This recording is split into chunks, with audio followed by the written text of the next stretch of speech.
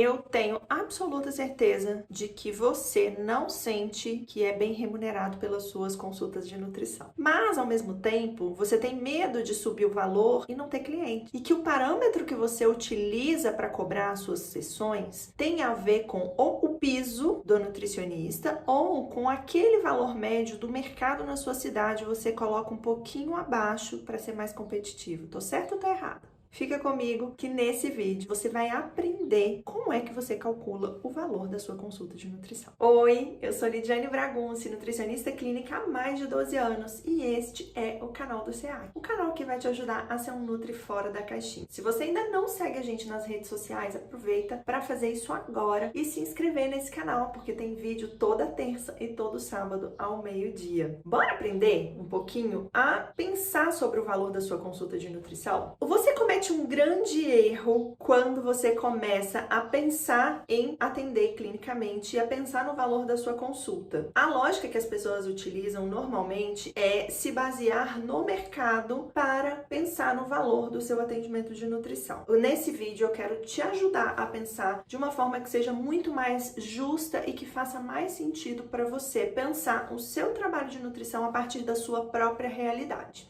Pensa comigo, se você utiliza o valor de atendimento do mercado e tem poucos horários disponíveis para atender, não tem um consultório próprio, precisa sublocar, ou tem um consultório próprio, mas precisa arcar com todas as despesas desse consultório, ou se você atende no online, mas você tem as suas despesas fixas aí, com internet, com seu CRN, a sua anuidade do CRN, os seus custos de formação para especialização e etc., e cobra um valor de mercado da nutrição e não consegue ter a quantidade suficiente de clientes para se bancar, não só nas suas despesas, mas para fazer esse dinheiro gerar uma receita que te remunere mensalmente, parou por aí, essa conta está completamente errada. Cobrar um valor de mercado só vai fazer sentido se você trabalha com volume, se você tem um monte de pessoas, ou se você está inserido numa clínica em que você tem um direcionamento de pessoas que são indicadas para o seu trabalho, como por exemplo num plano de saúde, numa clínica privada em que o endocrinologista, o cardiologista indica o seu trabalho e aí você já recebe pelo valor daquela consulta, aí tudo bem, vai fazer sentido. Agora, se você é um profissional autônomo, que trabalha por conta própria e que precisa bancar todas as suas questões burocráticas para manter o seu negócio de nutrição de pé, e essa é o primeiro insight desse vídeo. O seu atendimento, o seu serviço de nutrição é o seu negócio. Você precisa encará-lo dessa maneira. Se você não enxerga o seu trabalho como uma empresa de prestação de serviços, você não vai ter esse cuidado de pensar num fluxo de caixa, num capital de giro, em receber um prolabore, etc. Então, o primeiro erro que você comete é entender que o seu serviço de nutricionista é um serviço de uma clínica, de um plano de saúde, você é um prestador de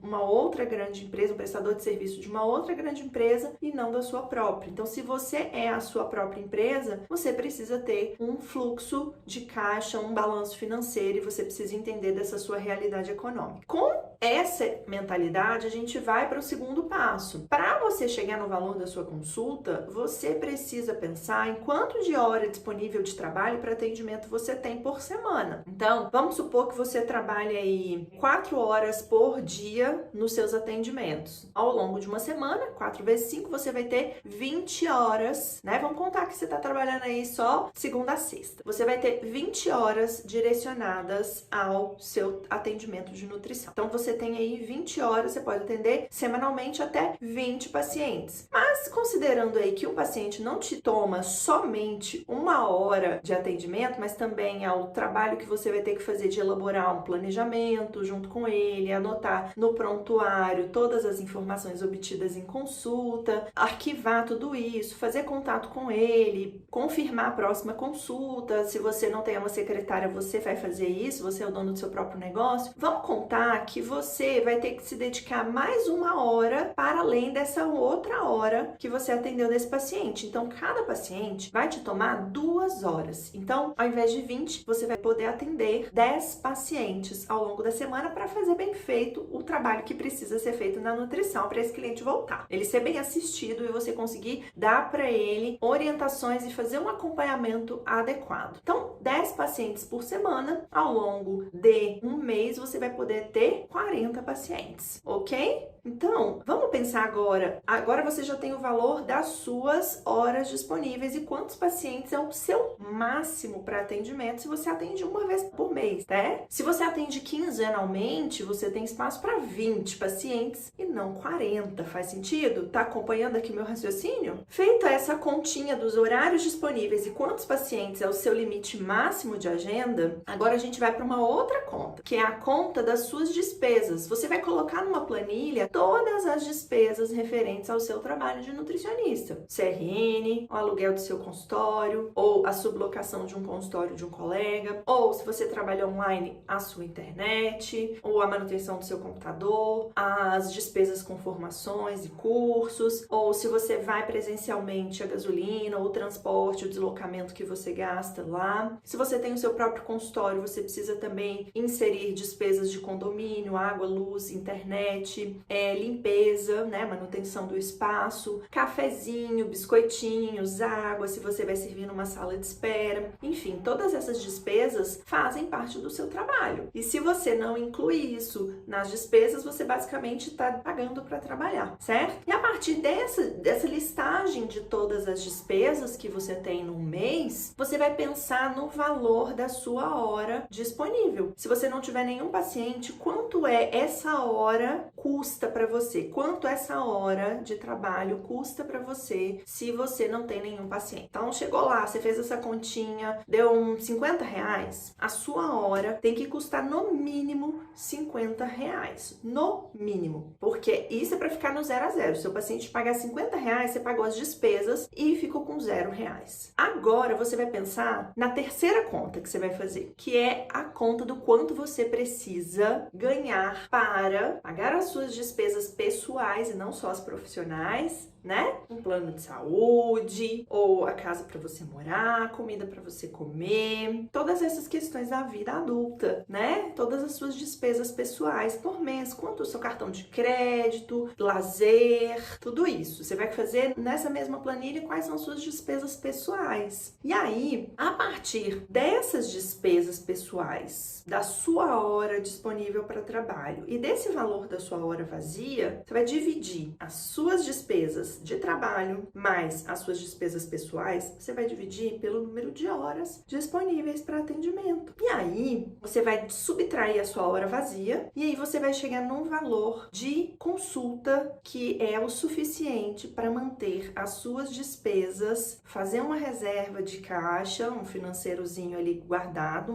uma provisãozinha, tá? E pagar todas as suas contas. Se você não pensa nessa conta simples como uma empresa, é por isso que a sua conta não fecha, que você tá sempre no vermelho, no cheque especial, pagando juros no cartão de crédito, vendendo almoço para comer a janta, porque você calculou mal a sua hora de trabalho. E normalmente, quando você calcula mal a sua hora de trabalho, você não consegue enxergar o seu trabalho nessa perspectiva e vai só fazendo o que a maioria das pessoas está fazendo, você começa a viver na vida do Zeca Pagodinho, deixa a vida me levar, a vida leva eu. E não vai adiante, certo? Então, o valor da consulta da Lidiane vai ter um valor diferente da consulta de fulano que não é casado, não tem filhos, vive na casa dos pais, tem poucas despesas, atende online. O valor da consulta do fulano que tem um consultório próprio, que paga uma renda do consultório, um aluguel de consultório mais caro, que é numa zona, numa região mais nobre da cidade, ele vai ter um valor de consulta mais caro, porque as despesas dele são mais caros. Então, minha gente, o grande erro que a gente tem é não avaliar a nossa própria realidade, a nossa situação individual, para pensar no valor da nossa consulta. Por quê? Porque a gente sempre faz associação entre o valor da consulta é diretamente proporcional ao quanto aquela pessoa vai entregar de transformação. Pode ser, mais ou menos. Por quê? Porque quem cobra 50 pode ser um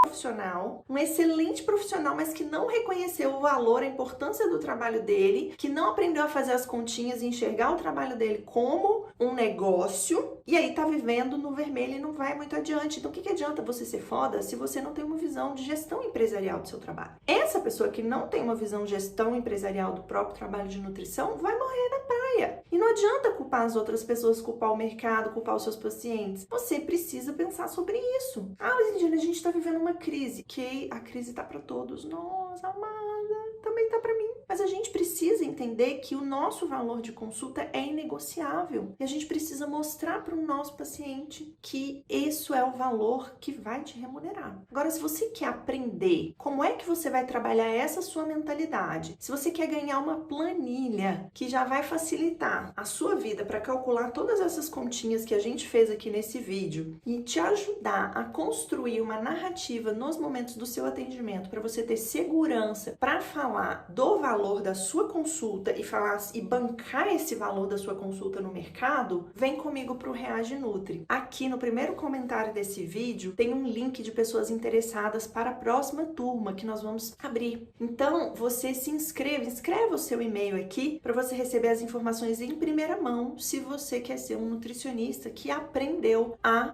cobrar o valor justo pela sua consulta, certo? Esse vídeo é a continuação, é a parte 2 de um vídeo que fala sobre o porquê é que você não consegue ter sucesso e sustentabilidade na sua carreira de nutricionista, tá bem? Essa é a parte 2. Então, se você não viu a parte 1 dessa sequência de vídeos, corre lá para ver. Um beijo e até o próximo vídeo.